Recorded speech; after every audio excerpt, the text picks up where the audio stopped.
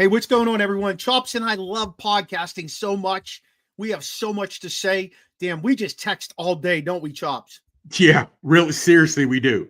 I mean, bet you what, on an average day, 75 or more texts, probably. Which is all Seriously. right with me. Like, seriously, it's okay with me. I enjoy that shit. It takes away from the monotony of teaching kids, if you could understand Yeah, exactly.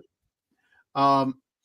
But at the end of the day, to be honest with you, Chops, tonight we're just going to do like quick 10-minute blurbs, and we're going to talk about just two things. And the first thing I want to talk about with you tonight, because I know people think about this all the times. Why is it a pain for NFL players to turn around after a Sunday and play on Thursday? Okay. Now, go back years, and we only playing high school or whatever have you. Yeah. Right? They're going 100 miles an hour on Sunday. Yeah. You know what I'm saying? And you get off Sunday, you're not getting back till late Monday. You're not really resting or getting right treatment or whatever have you, or you're trying to rest Monday, but still got to get into the facility for treatment. It is, I don't think their bodies are ready, man, to go Thursday. I really don't. I really don't. But we as fans love seeing it. But I think we get shortchanged out of the quality of play on Thursday night games. To me, for years, most Thursday night games aren't exciting. They're not exciting, and I don't know what it is. I'm not gonna lie to you. I rarely watch Thursday night games because I need to get up. I rarely watch all Monday night games. I gotta get up. I gotta get up. I gotta work. You know what I'm saying? Yeah. Like no, I can't do that. I feel you. Very, very rare. Now, if the Steelers like this Thursday, it's different. I'll watch those. But most Thursday or Monday night games, I rarely catch kickoff. Might happen, on Bleacher Report. I'll get a little feed here or there. Might turn it on right before halftime. And if they catch me up, I'll catch it late fourth quarter to see who wins it or how, whatever have you. And it's pretty much the same thing on Thursdays, only because I don't think guys are healthy. You haven't had a chance to properly put in a game plan. And it's just I don't know, man. Thursday nights are just not exciting to me. They're just not. I agree. And you just can't flex a game out of Thursday night either. No. So like when you get the Giants and Carolina playing Thursday night. I know. Can you imagine how much money they lose? Oh, I mean, man. The Giants in Carolina don't even have fans anymore. No. And honestly, I think it should be based on how well playoff wise did you do? What was your season like the week before, or excuse me, the year before? If you're going Monday night games, Sunday night games, or Thursday night games, because if you're prime time, if you picked in the top 10 last year, we don't want to see you most likely on Thursday or Monday night. We just don't. I'm down. We just don't. So if you went deep into the playoffs, had a nice run, hell, this year, I'd have rather, if you'd had on Monday night, and I don't know when they actually played, but the Chiefs, was that the Chiefs in Baltimore? Was that Sunday night or was it that was Thursday? It was a Thursday. I'm cool with that. I'm cool with that. If you want to do rerun the Super Bowl, on a Monday night or deep good teams, but if you didn't make playoffs, you should not have a primetime game. You really shouldn't. 100%. 100%. And the other piece about, you talk about these guys and going 100 miles an hour. I can remember Ronnie Lott, Hall of Fame, Pro Bowl, All-Pro safety from the San Francisco 49ers. Somebody asked him what it feels like getting up the day after he plays a game on Sunday night. Ronnie Lott said, go run into a cement wall, go run into your cement garage, brick wall 40 times. That's what it feels like. Well, you remember Earl Campbell, even Jerome Bettis, I remember him saying, didn't get up on Mondays. They were just taking a pounding. Their bodies just couldn't do it. And so I feel that. Now, again, I like the fact that football is on because I know that's getting closer to the weekend. So I got Saturday football. Sure, you know what I mean? So I got Saturday football. But I don't look forward to Thursday night football like I used to when they first started saying it was going to be Thursday night football. It was the first year, I didn't take into consideration guys are still beat up. So it wasn't, I didn't realize to me that the play was going to be a little under what you're used to on Sundays. Because I had for years of being in the fantasy football leagues for years, my guys on Thursday night gave me nothing, gave me squad douche That for my makes fantasy sense. leagues, for my fantasy leagues. That makes perfect sense to me. You know, I Yeah, mean, for what it's worth, I don't enjoy seeing guys play half-ass, no, and I not at all, not feel at like all. some of these guys are playing half-ass when they're still not, when they're not completely rested, and that's the bottom line. Not Well, good. I'm sorry. I was going to say not that they're not giving what they got, but still they're not playing up to their full capacity, and that's where the problem lies. True, because like I said, think their bodies still need some rest, muscles still need rubbed out, whatever have you. They're still licking wounds from what playing 3-4 days ago. Yeah. But then it gets to the point: how are you going to continue to talk about player safety and you want to put the best product on the field, and you're playing them Monday, Sunday? Some have Sunday night games, then turn around and play Thursdays. If, I don't get that. It well, can't be both. the bottom line, Chops, is it's all about the dollar. Oh, without The question. mighty dollar. Without The question. mighty Without dollar. question. Yeah. Speaking of quick turnarounds, our squad, although we won't talk about them every time we meet up on here, but the Pittsburgh Steelers, the 8-2 Pittsburgh Steelers, are meeting the Cleveland Browns. Now, here's a little number for you that's kind of crazy. The Steelers have never won a road divisional game Thursday night football. They're 0-7 all time and 0-5 under Mike Tomlin. Tomlin is 2-8 on the road on Thursday night football. So let's get into it. What is your take on that? Okay. Totally homer. I'm telling you, what I took from it was they're about due. Think back, Mike, Mark. When we played, we started playing sports before all the algorithms or before what you know what I'm saying. There was you might have had a pitcher pitching and a batter who's been 1 for 30 for him, and the coach would be like, you know what, put him up. I get a feeling he's due.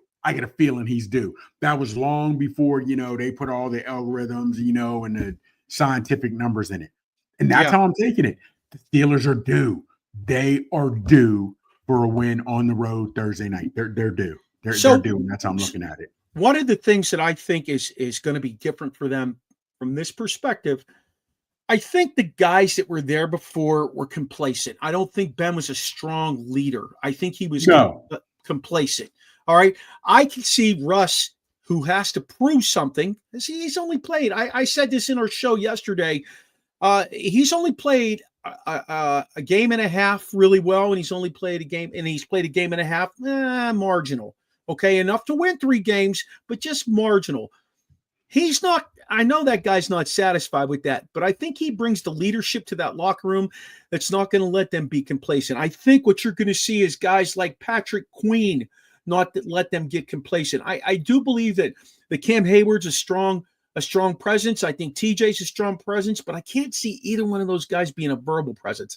I think Minka's a strong presence. I can't see him being a verbal presence. They need that guy to stand up in the locker room like Greg Lloyd used to, like Joey Porter used to, and get their asses straight. Get them right in the mind. And I think you'll see that out of Russ if you've watched his leadership so far. And I think you'll see that out of Patrick Queen. That is going to surface this Thursday. I think it's going to be an ass whooping on Cleveland. Well, Lord knows I'm hoping that it is. But a couple things.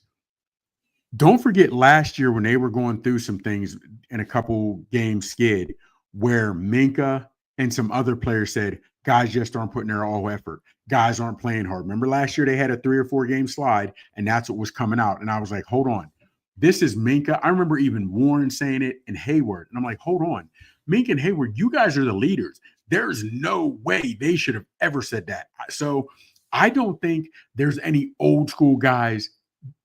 I don't think they can be old school in the locker room and light a fire under their ass. I just don't. And the reason I say that, Mark, is because last year when they went through it, bring Porter's dad back into the locker room if you have to.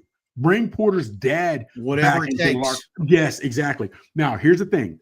I know we don't hear this. I know we do not hear this in the NFL. They had Washington. They had Baltimore. They got Cleveland. Then they got Cincinnati. Okay. Cleveland and Cincinnati are on the road. Do you think between Cleveland, Baltimore, and Cincinnati, all divisional games, Cleveland is truly the cellar dweller?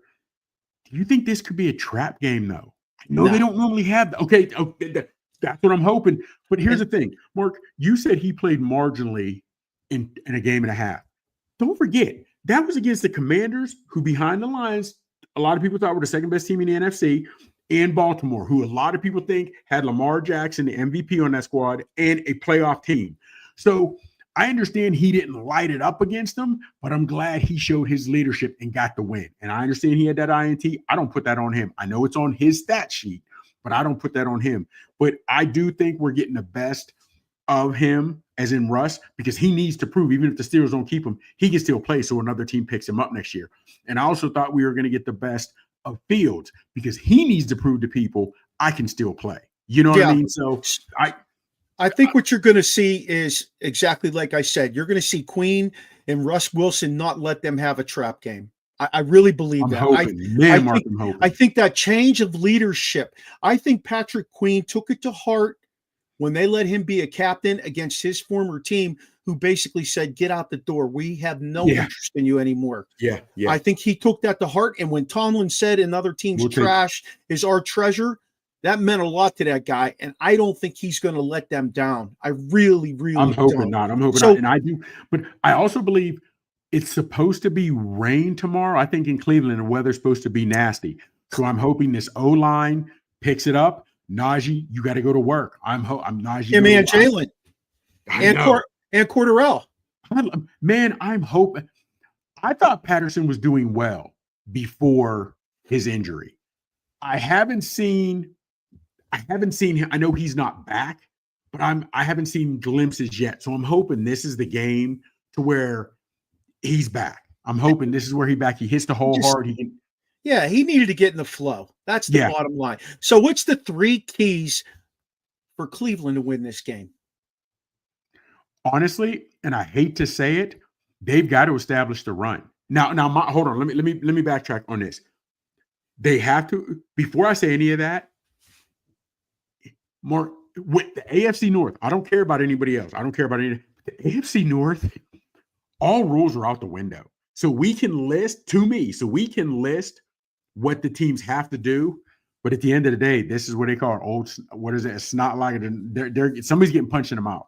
Yeah. So to me, the Browns have to establish the run. There's no way they think they can let their guy get back into a 5-7 step drop with Herbig and your boy Smith or Watt coming on the other side. Google coming up the middle. He's not going to have time. He's not going to have time to set up, and the receivers are not getting out there. So I think they're going to have to establish the run. I really do. Yeah, I really do. And Porter, I'm a huge JPJ fan. I love Porter Jr. I love that, and I love his aggressiveness. However, some of his holding penalties, some of his DPIs, defensive pass interference, I'm worried about him doing that at crucial times because I like the aggressiveness, but I still see them when I don't think we should see them. So that is what I'm worried about on Porter the longer the season gets into play. But tomorrow for the Browns, to me, honestly, you have to establish the run. You have to establish the run. Establish the run. Go after Porter if he's shown weakness. And what's your third key? It's going to come down to quarterback play. He can't try to do too much because we know that Steelers offense, if need, they can hold the ball and have a sustaining drive with just runs and dink dive passes.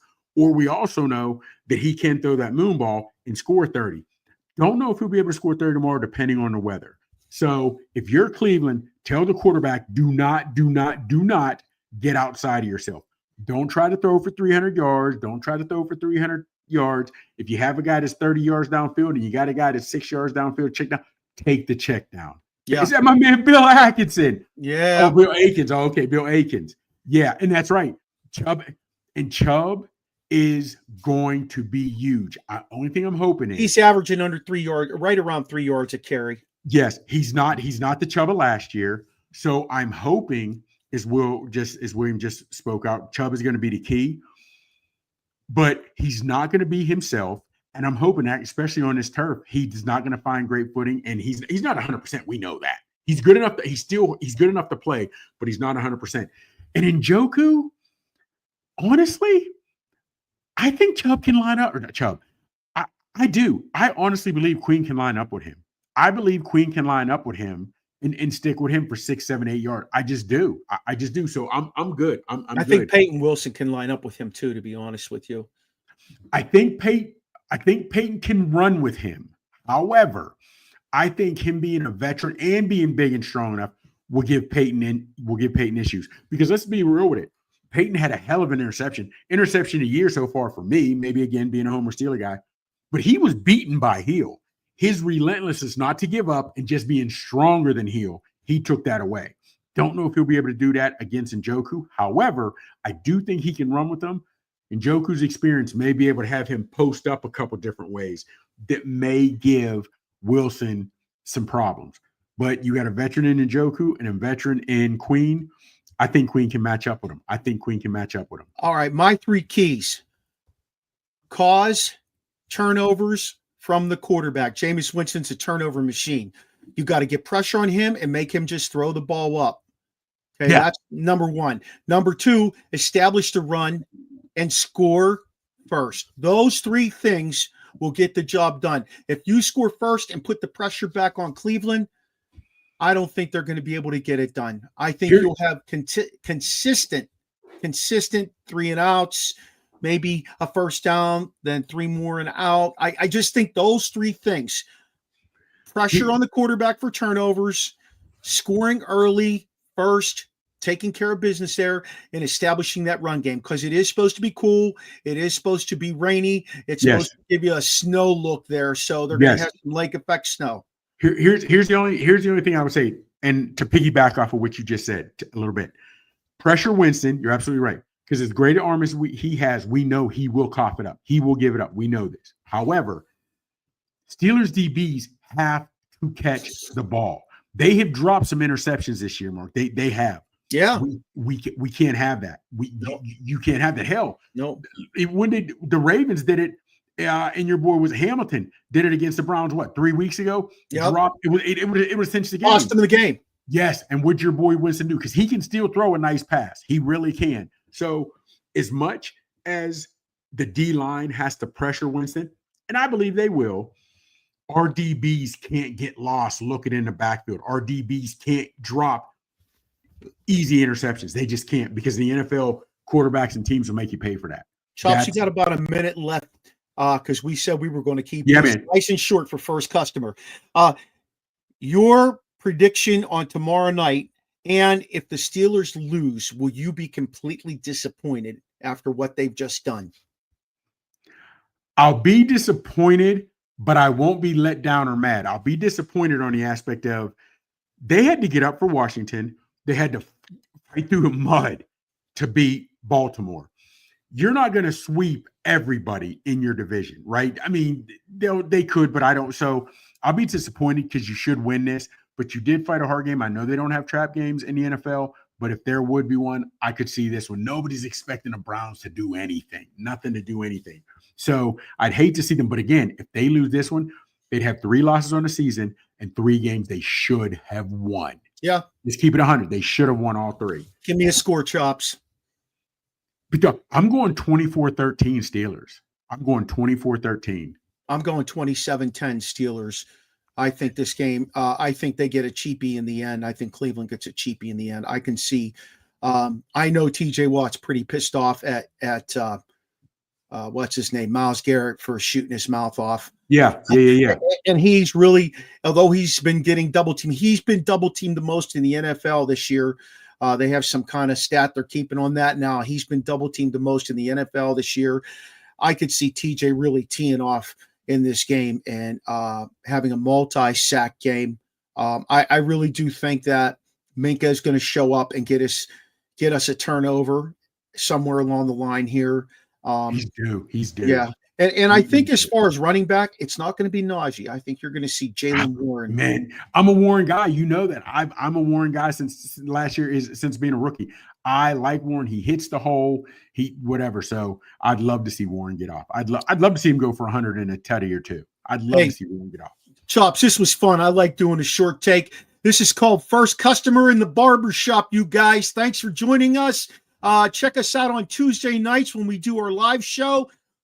All over the place. Facebook, Roku, everywhere. YouTube. Yeah, you name it. You can see I'm OSP with Eminem and Original Sports Podcast on all social media.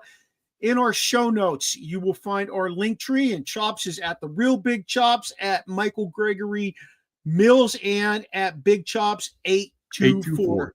Yep. So check us out again real soon. Thanks for joining us for this short clip. Peace. Holla at your boy.